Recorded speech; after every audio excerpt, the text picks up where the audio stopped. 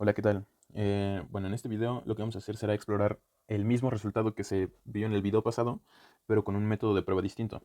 Entonces, recordando cuál es el resultado que se vio el video pasado, dice lo siguiente.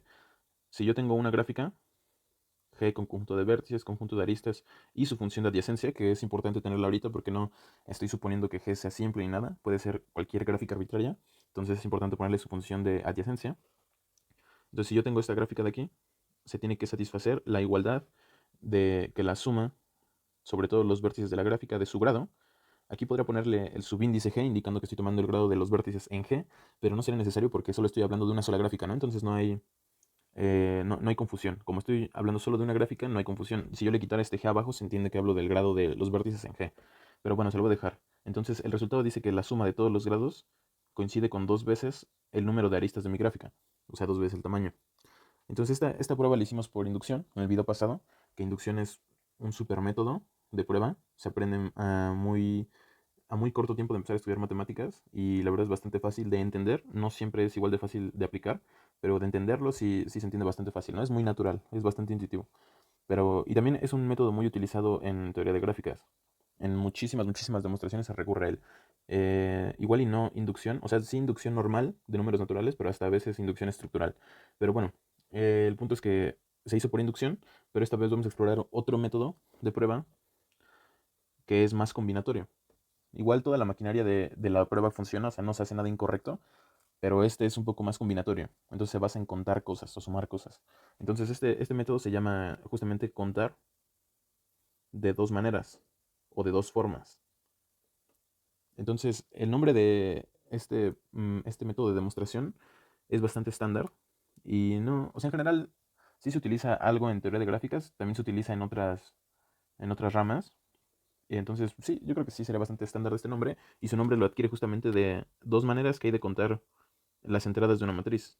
Entonces, supongamos que yo tengo esta matriz, digamos de n renglones y de m columnas. Entonces, la pregunta es, ¿cómo puedo, más que contar, cómo puedo sumar? ¿Cómo puedo calcular la suma total de todas las entradas de la matriz? Pues las primeras que saltan a la vista son dos formas. La primera es que yo empiece a sumar todos los renglones de la matriz. Es decir, yo calculo cuánto es la suma de todas las entradas que están en el primer renglón, en el segundo renglón, etcétera, hasta el resultado de la suma que me da todas las entradas que están en el enésimo renglón. Y una vez que hago eso, sumo todos los resultados que ya obtuve. Entonces, si yo no me voy a meter tanto aquí, es bastante claro, creo yo, que eso sí me da de verdad la suma de todas las entradas de la matriz. No me voy a meter de nuevo mucho porque sí es bastante evidente, pero toda entrada de la matriz queda en algún sumando, ¿no? Entonces no hay ningún problema.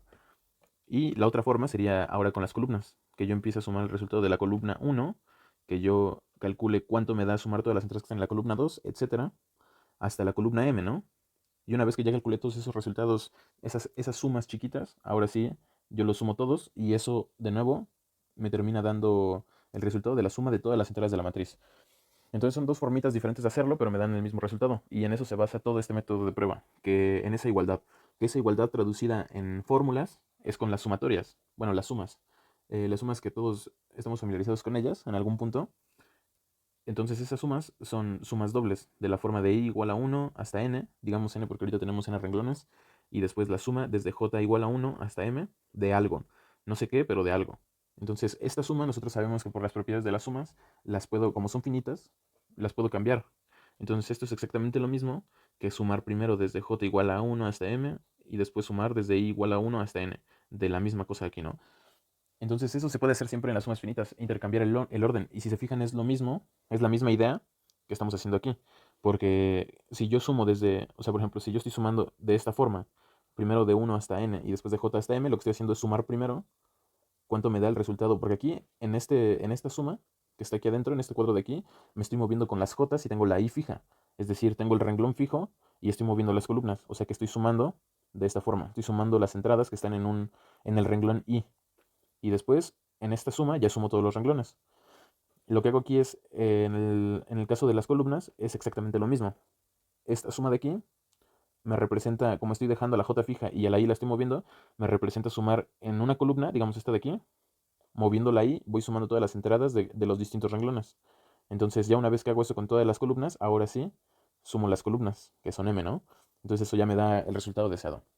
Entonces, pues sí, es básicamente la explicación del método. El punto de aquí es cómo lo aplicamos a ciertos problemas, que es como la inducción, la parte difícil, ¿no? Entonces vamos a ver el problema, bueno, este resultado que ya probamos la vez pasada con inducción, ahora en este método, cómo lo podemos aplicar. Entonces, para aplicar el método, en general necesitamos una doble suma, ¿no? O una matriz, si lo queremos pensar así.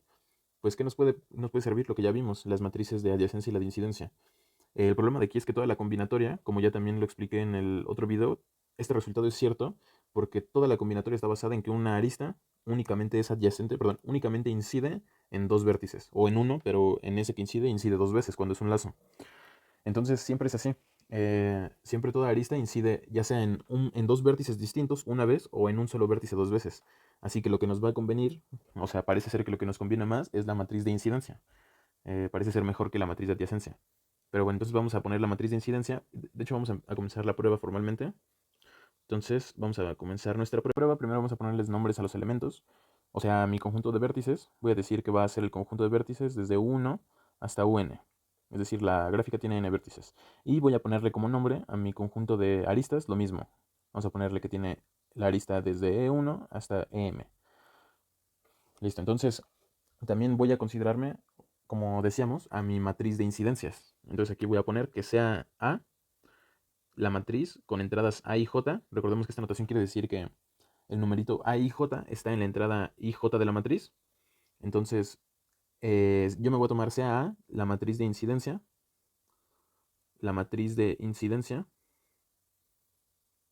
de mi gráfica G. Entonces ya con esto sé quién es A y J, porque ya lo definimos en otro video. Que nada más recordando, no me voy a meter mucho en eso porque ya se definió en otro video, pero la matriz de incidencia tiene como renglones a los vértices y como columnas a las aristas. Entonces la información que me da la entrada A y J, o sea, la entrada correspondiente al renglón iésimo y la columna jésima, es si la arista jésima, en este caso EJ, incide en el vértice UI, ¿no? En el iésimo vértice. Y si incide cuántas veces. Entonces los valores que puede tener esa entrada A y J es o 0, o 1, o 2. 0 si no incide en él, o sea, si incide 0 veces en él. 1 si incide una vez, es decir, que tiene como extremo a este vértice, pero también tiene como extremo otro distinto. Y 2 es el caso cuando es un lazo la arista, ¿no? Porque recordemos que si tenemos un lazo en un vértice, eso quiere decir que el lazo incide dos veces en ese vértice. Entonces, aquí ya con esto ya sé cómo es la composición de mi matriz de incidencia, ¿no? Porque ya la habíamos definido antes. Ahora sí, vamos a empezar a contar las sumas. Entonces, las sumas, vamos a empezar así como lo hicimos en el ejemplo. Primero vamos a calcular cuáles son las sumas parciales, por así decirlo, de los renglones. Entonces, ¿qué es lo que pasa si yo fijo un renglón? Em, lo voy a hacer mejor todo de corrido. Entonces voy a sumar todos los renglones. Voy a sumar desde 1 hasta n, es decir, voy a sumar todos mis renglones de mi matriz.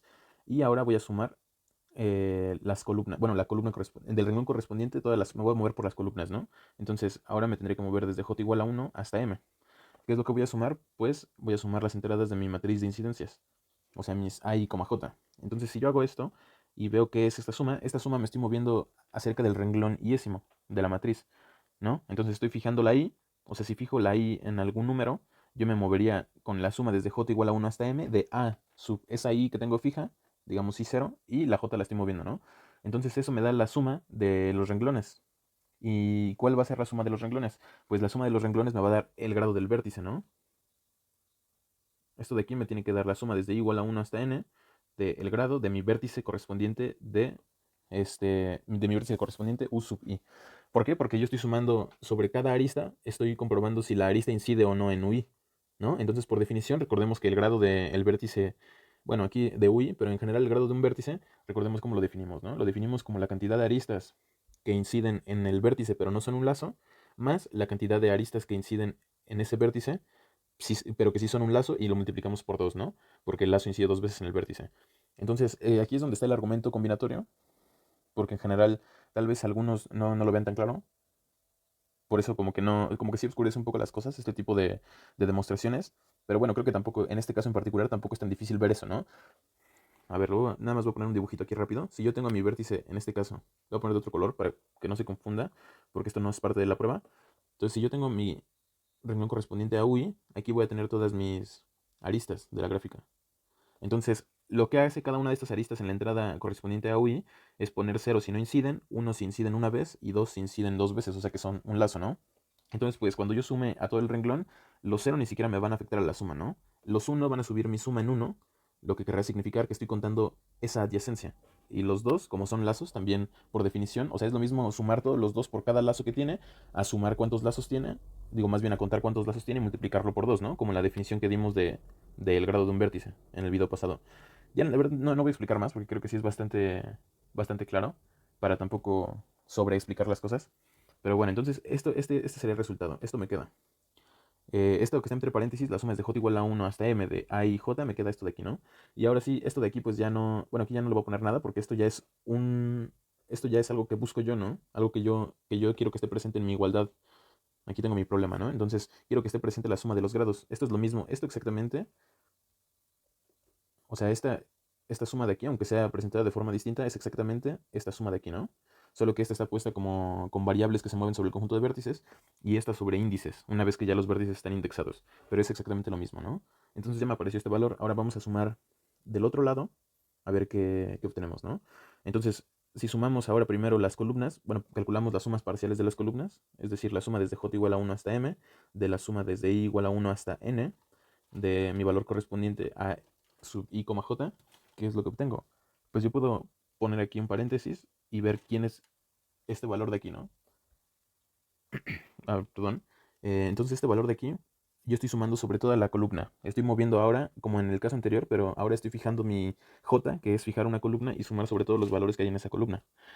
Así que haciendo eso, yo obtengo que, de nuevo recordemos que en la definición de la matriz de incidencia, lo notamos en el dibujito, o sea, en el dibujito de la matriz, en el video correspondiente, que si sumamos alguna columna, los valores de una columna, eso me resulta 2. ¿Y por qué me resulta? De hecho, hasta era una condición necesaria para ponerle a una matriz y para poder conseguir o dibujar o construir una gráfica que tenga esa matriz de incidencia, ¿no? ¿Por qué sumaba 2? Pues simplemente porque las aristas solo pueden incidir en dos vértices, ¿no? O sea, en dos vértices separados o pueden incidir dos veces en un mismo vértice. Pero por eso es que sumaban 2. Entonces no importa la columna que yo me tome, si sumo todos los valores sobre esa columna, eso me resulta 2. Entonces esto de aquí termina siendo la suma desde j igual a 1 hasta m de 2. Y esto de aquí pues resulta ser, como estoy sumando 2m veces, esto de aquí es m por 2, ¿no? Que este m no es otra cosa que el tamaño, ¿no? Según aquí mi descripción del conjunto de aristas, m es cuántas aristas tengo, o sea, el tamaño, entonces esto es igual a 2 veces la cardinalidad de mi conjunto de aristas, ¿no? Y ya está listo, ¿no? O sea, el único argumento que necesito es ponerle una igualdad aquí, o sea, porque es lo que estamos diciendo, ¿no? Las sumas se pueden intercambiar, que es lo esencial de este método. Si se fijan, es algo bastante simple, ¿no? Porque eso de las sumas lo sabemos desde muy pronto, o sea, que las sumas finitas las podemos intercambiar como queramos, pero como que este método adquiere un poco de fama por la versatilidad que tiene, ¿no? Que siempre que nos consigamos a una matriz correcta, podemos pensarlo de forma gráfica así, ¿no? Y muchas veces sí facilita los problemas. Pero sí tiene estos detallitos. O sea, por ejemplo, aquí está el detallito que habíamos visto, de que en realidad esto que está entre paréntesis sí coincide con el grado de UI, y esto que está entre paréntesis sí coincide en efecto con 2. Eso se da por las definiciones que dimos de grado y por la matriz de incidencia.